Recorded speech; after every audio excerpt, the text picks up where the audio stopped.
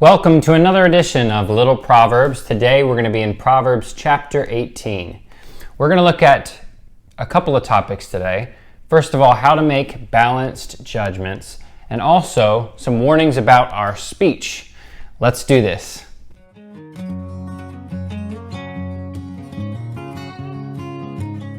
So first of all, what is a balanced approach to judging the controversial situations that are around us? There are certainly a few of those things going on in the world right now. How can we make sure we are getting a good perspective? Proverbs says, our first point today, don't rush to make quick judgments. Proverbs 18 verse 13 says, "He that answereth the matter before he heareth it, it is folly and shame unto him." Do you want to feel embarrassed and ashamed? Do you want to have to apologize to people for hurt feelings and misunderstandings? Certainly none of us would say, yes, that's me, I want to do that. But if we start shooting off our opinion before we have all the facts, that's what's going to end up happening. We are going to be embarrassed.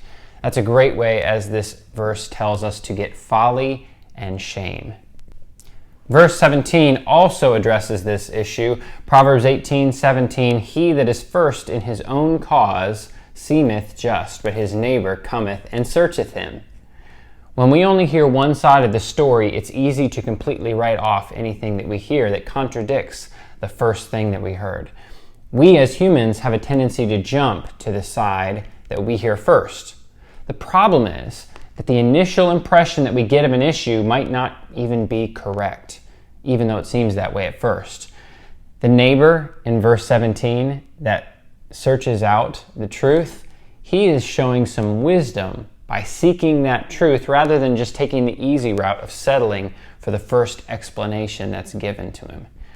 So guys, the important takeaway for this is listen before you speak. Make sure you understand the reality of the situation before you spout off at the mouth, which leads directly into our next point. Number 2, your words can be powerful for good or evil. Use them wisely. So when we're talking about our speech, the things that we say, in this chapter of Proverbs, we first of all see a bad example. Proverbs 18 verses 6 and 7 say, "A fool's lips enter into contention, and his mouth calleth for strokes. A fool's mouth is his destruction, and his lips are the snare of his soul." This is bad stuff. When we are quick to enter into an argument, that's what contention is, then we're going to get ourselves in big trouble. The fool in this verse, the Bible says, is asking for punishment with the things that he says. Ultimately, our foolish words can be our downfall. But wait, there is good news. Proverbs 18:20 and 21 says, "A man's belly shall be satisfied with the fruit of his mouth, and with the increase of his lips shall he be filled.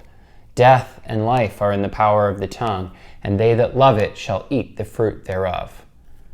We can, with good and wholesome words, be absolutely satisfied.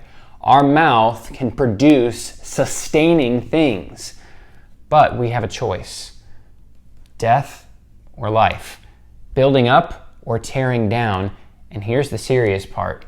We get to live with the consequences of what we say. Proverbs says that we will eat the fruit. We will get the results of whatever we choose to say. So choose wisely. To summarize, the 2 quick lessons we learned today are, don't rush to make quick judgments. And then secondly, your words can be powerful for good or evil, so use them wisely. If you like this lesson and you want to hear more, please be sure to like this video and subscribe to my channel, and hey, maybe even share this video with someone that you know. I hope these little proverbs have given you something to think about today, and I want to encourage you, stay in the Word.